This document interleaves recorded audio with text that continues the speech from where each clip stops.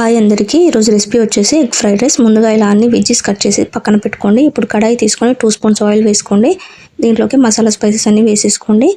తర్వాత ఈ వెజ్జెస్ అన్ని కట్ చేసుకొని ఇలా వేసేసుకోవాలి. వేసుకున్న తర్వాత కొద్దిగా కలుపుకొని దీంట్లోకి ఇప్పుడు కొద్దిగా పసుపు అలాగే 1/2 టేబుల్ స్పూన్ ఉప్పుని వేసుకోవాలి. వేసుకొని ఇలా కలుపుకోండి. ఇప్పుడు దీంట్లోకి 1/2 టేబుల్ స్పూన్ అల్లం వెల్లుల్లి పేస్ట్ వేసుకొని పచ్చివాసన పోయేంత వరకు ఫ్రై చేసుకోండి. ఇప్పుడు 1.5 టేబుల్ స్పూన్ కారం పొడిని వేసుకోండి. అలాగే 1/2 టేబుల్ స్పూన్ ఉప్పుని వేసేసుకొని కొద్దిగా గరం మసాలా వేసేసుకొని మంచిగా కలుపుకోండి. ఇలా 2 మినిట్స్ ఫ్రై అయిన తర్వాత దీంట్లోకి ఇప్పుడు ఎగ్స్ని వేసుకోవాలి. నేను 4 ఎగ్స్ని వేసుకున్నాను. ఇలా మంచిగా ఫ్రై అయిన తర్వాత దీంట్లోకి ఇప్పుడు ఉడికించిన రైస్ని వేసుకోవాలి. రైస్ని ముందే కుక్ చేసుకొని చల్లార్చుకోవాలి. దీంట్లో కొద్దిగా నిమ్మరసం వేసుకోండి. అలాగే కొద్దిగా మిరియాల పొడిని వేసేసుకొని ఇలా కలుపుకోండి. మంచిగా గుడ్డు రైస్ మిక్స్ అయ్యేలాగా మంచిగా కలుపుకోండి. అంతే, ఈజీగా ఎగ్ ఫ్రైడ్ రైస్ రెడీ అయిపోతుంది.